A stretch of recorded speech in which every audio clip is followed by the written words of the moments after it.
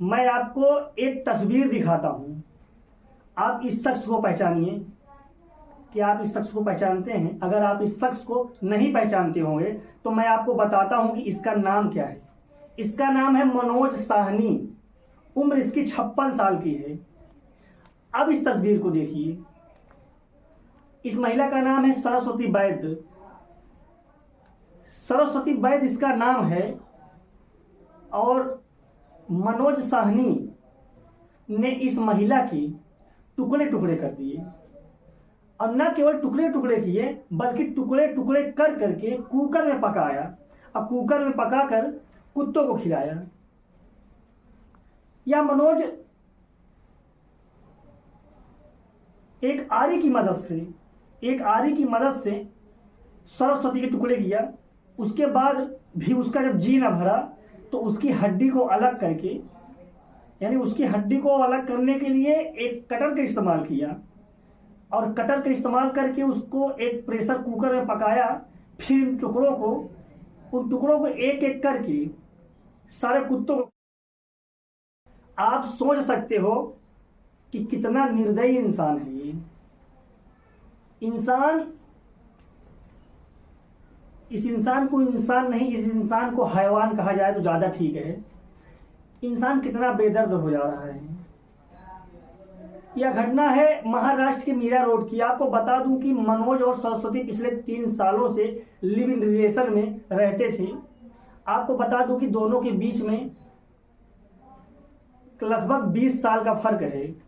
आपको बता दूं कि सरस्वती वैद्य बचपन से ही इसके माँ बाप के गुजर जाने की वजह से अकेली पड़ गई थी, और मनोज और सरस्वती की दास्तान वहीं से शुरू होती है।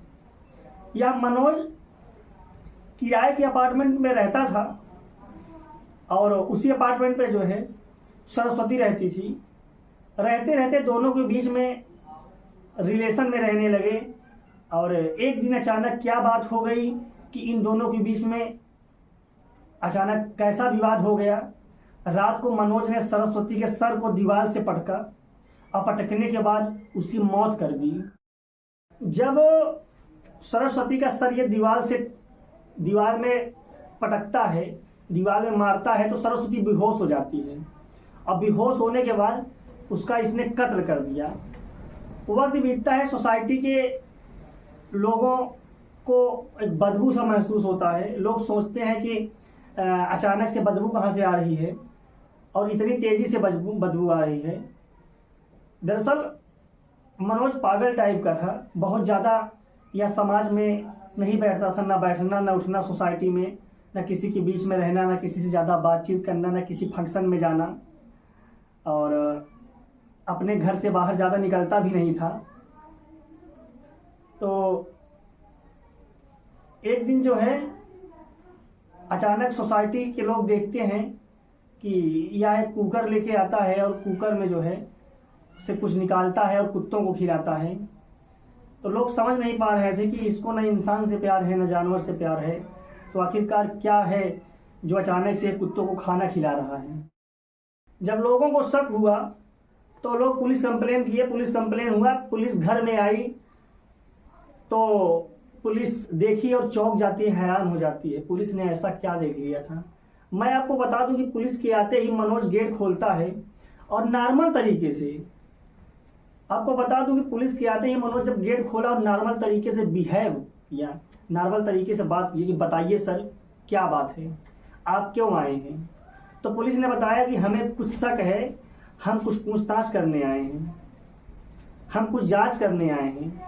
आपको बता दूं कि जैसे ही कमरे में पुलिस अंदर जाती है, घुसती है, जो मंजर होता है पुलिस देखते ही हैरान हो जाती है। ये मंजर हैरान कर देने वाला था, परेशान कर देने वाला था। मंजर कुछ ऐसा होता है कि चारों तरफ खून बिखरा होता है, पूरा जमीन जो है लाल होती है, दीवारें भी खून से लथपथ होती हैं, दीवारों में भी खून के छींटे धब्बे पड़े होते हैं। उस जमीन पर एक बाल्टी पड़ी होती है, और उस बाल्टी में सरस्वती का लाश होता है। बाल्टी के अंदर सरस्वती के टुकड़े होते हैं, जो बाल्टी जमीन पर पड़ी होती है। आपको बता दूं कि सरस्वती के मांस को तो वह उबाल लिया करता था, लेकिन जो हड्डी होती थी उस हड्डी को मिक्सर में डाल करके पेस्ट बनाता था। पेस्ट बना करके और जो है मांस के ऊपर लगाता था और लगा करके कुत्तों को खिलाता था, कि वह अपनी इंसानियत उसकी कितनी मर चुकी थी कि वह इंसान से ज़्यादा हैवान हो गया था, उसके अंदर हैवानियत आ गई थी। आपको बता दूं कि यह मनोज जो है श्रद्धा आफ्ताब के से ज़्यादा आगे निकल चुका था। जब मनोज को पकड़ा गया, मनोज से पूछताछ किया गया, तो उसने कहा कि मैं श्रद्धा आफ्ताब के केस को देखकर ही ऐसा सीखा हूं काम। कहा कि जो है श्रद्धा आफ्ताब के केस को मैं फॉलो किया करता था, मैं उसको फॉलो कर रहा था और उसी के जो है फॉलो करके हमने इस काम को किया है। और हमने ये भी सीखा है कि कैसे बचा जा सकता है। एक कत्ल से जो है चौंकाने वाली बातें प्रतिदिन सामने आ रही थी, क्योंकि जब पुलिस उससे पूछताछ कर रही थी तो हर एक नई बात सामने आ रही थी। मनोज ने स्टेटमेंट दिया है, बताता है कि आज से कुछ साल पहले जो है उसके साथ एक सड़क दुर्घटना हो गई थी। उसके बाद उसके बॉडी में खून चढ़ा था और वह खून जो है ब्लड इन्फेक्टेड था। उसके बाद 2008 में मनोज जो है अपनी जांच करवाया तो HIV पॉजिटिव पाया। मनोज बोला कि 3 साल से वह सरस्वती के साथ रहता था, लेकिन उसके बीच में ऐसा कुछ नहीं था। और उन्होंने शायद HIV की वजह से ही, HIV पॉजिटिव होने की वजह से ही दोनों के बीच में ऐसा कुछ ताल्लुकात नहीं था ज़्यादा, और संबंध नहीं बना पाए। उसका कहना यही था। वह काफ़ी ज़्यादा स्ट्रेस में रहता था, काफ़ी ज़्यादा गुस्से में रहता था, परेशान रहता था। फिर वह अपना स्टेटमेंट चेंज करता है और कहता है कि सरस्वती उसकी बेटी जैसी है। फिर वह कहता है कि जो है उसको SSC की पढ़ाई करवा रहा था मैं। मनोज ने बोला कि 3 जून की रात को जब वह काम से लौट रहा था तब वह देखता है कि सरस्वती जमीन पर पड़ी है। उसके मुंह से जो है कुछ जहर की तरह झाग निकल रहा था। उसको लगा कि सरस्वती जो है मर चुकी है, उसने जहर खा लिया है, उसने आत्महत्या कर लिया है। पुलिस से बचने के लिए उसको लगा कि पुलिस उस पर शक करेगी, क्योंकि 3 साल से वह उसके साथ इन सब चीज़ों में रहता था।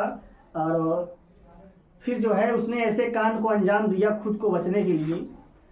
और मनोज का दिया गया स्टेटमेंट पर डे बदलता रहता था। उसको कहता है कि मैंने इसको नहीं मारा है और सिर्फ मैं इसके टुकड़े किया हूँ, इसकी मौत पहले हो चुकी थी।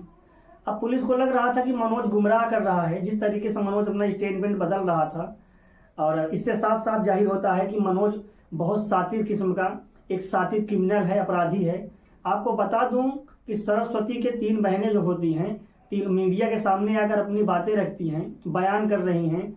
क्या ये लड़की, और वो मुंह भी ढकी हैं और मीडिया के सामने अपनी बहन के पक्ष में बोल भी रही हैं। अब समझ में नहीं आ रहा है कि अगर ये लड़कियां तीनों बहनें हैं तो मुंह क्यों ढकी हैं, या कोई इनका प्लान है। बहुत सी बातें हैं जो भी आना बाकी हैं। और एक बात भी सामने और आती है कि मनोज काफ़ी पढ़ा लिखा था, उसके बाद भी वो आए दिन जो है 5,000 रुपये में काम कर रहा था एक आटे की दुकान पर। अगर इतना पढ़ा लिखा था, उसके फ्लैट में 30,000 का भाड़ा आ रहा था, तो 5,000 के लिए काम क्यों कर रहा है। आटे की दुकान पर उसके काम, एक सफ़ेद गाड़ी भी है उसके पास। बहुत सारे सवाल ऐसे हैं। वह अपने खुद अपार्टमेंट में न रह गए, भाड़े पे दिया था और किसी और के अपार्टमेंट में, दूसरे किराए के अपार्टमेंट पे रहता था।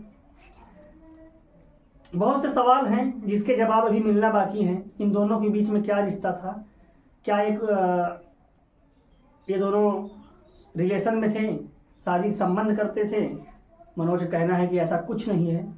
आखिरकार जिस वजह से मनोज ने सरस्वती का कत्ल किया, वह बहुत से सवाल खड़े करते हैं जिनके जवाब आना बाकी हैं अभी। फिर चर्चा करेंगे सरस्वती और मनोज के बीच के संबंधों और कत्ल की वजह को जानने की कोशिश करेंगे। जनता के सामने जरूर लाएंगे, आपके सामने जरूर लाया जाएगा। इस वीडियो को ज़्यादा से ज़्यादा शेयर करें ताकि इस दरिंदे की, इस हैवान की सच्चाई लोगों के बीच में पहुँचे। मैं नीरज शर्मा आपसे फिर मिलूँगा, फिर किसी नए मुद्दे पर, या मनोज के और सरस्वती के कत्ल के बीच में कोई नई जानकारियाँ आती है तो मैं आपको ज़रूर बताऊँगा, ज़रूर आपके बीच में शेयर करूँगा। तब तक के लिए आप अपना ख्याल रखें, सावधान रहें, सतर्क रहें। नमस्कार, जय हिंद।